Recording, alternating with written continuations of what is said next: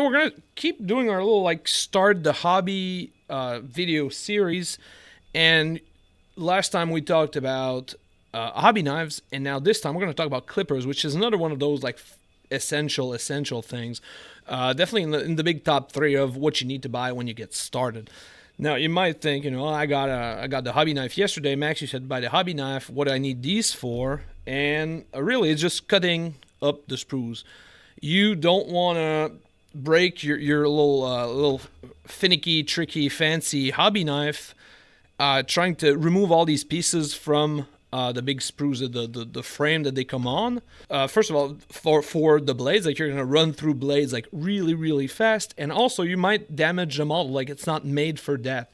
So sometimes like the small pieces, you try to cut them and then they bend and they break, and that's terrible. It does not happen with clippers. So there's a wide variety of what you can get, and unlike the hobby knives, these things are not always cheap. Like hobby knives, $3 to $10 range, always like this.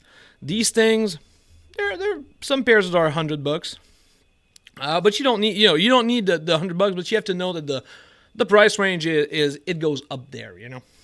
So the first thing, exactly like yesterday, these are your dad's pliers, your dad's wire cutters. You don't want those, okay? It's they exist, they're there, and they're like kind of the bigger, manlier toolbox option of the same product, but they're not the same for similar reasons as yesterday's. Like they do roughly the same, but they're really not great for miniature stuff. First of all, look at the width of this thing. Look how large this is compared to like this. This is a very standard pair. Like look how big it is. So getting this inside your little sprue, inside your little frame, you're never gonna get it. And then the second thing is, look at this little divot over here. I'll try to show you guys. You can see it here. You see how it curves like inside? Well, this side here is gonna stay on your piece. So you always get like a little extra. You get a little extra plastic on your piece, and then you have to scrape that off either with an X-Acto knife, like the hobby knife, or with like files and sandpaper, whatever. So this is like very imprecise. So it's imprecise in terms that you can't get it where you want, and it's also imprecise in terms that even when you do get it where you want, there's still going to be some leftovers because real hobby clippers are flat. Now these ones are destroyed. These things are at least 20 years old. We're not going to look at them too much, but these ones, you see they're flat. When it connects here, silky smooth flat. So that will leave nothing. It will cut exactly where I want it to cut. So that's kind of the perfect thing. That's what you want. That's why we pay kind of a little premium for these hobby things. Now, how much of a premium are we talking about? Well, you can see these ones. This is Canadian pricing here, and they're $17. So this is general type of thing. Maybe you can find some that are a little bit cheaper, some like $10 and stuff, and then again the Canadian dollars, right? And then it goes up. These are the Games Workshop one, the Citadel tools. These ones are 50 something.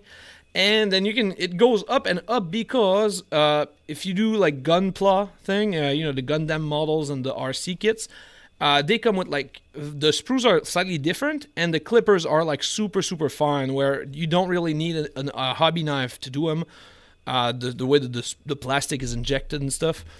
So it goes up to like this very high end. Now these very high end are also very fragile. They're like super fine detail cutters and whatnot.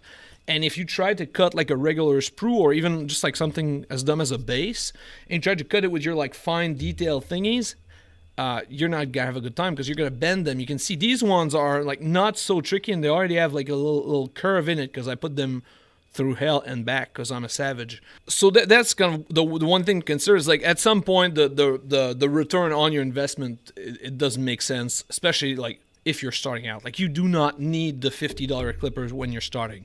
They're really fun though. Like it's you want good clippers. That's kind of the difference. Is you definitely want good clippers. Like these ones, you have to retire these ones. So they have a bunch of flaws. First of all, when we look at our like, these ones are broken up. They're not even like flat anymore. They don't even cut. They just like bend the plastic basically. And these ones have the worst flaw of all, When they open, they stay open. This is terrible. This is not what you want. The spring action. The spring action is where it's at. This is just like fun. This just makes your life so much easier because you don't have to like reopen it every time. So you want to look at those, and then the last thing is you want some sturdy kind.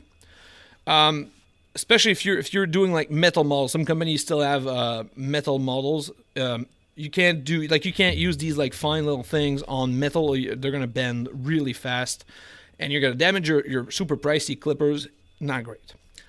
So you want slightly sturdy, a good in between. Again, going too fine, too fast is not what you want to do unless you're doing something very specific. In this case, gunpla.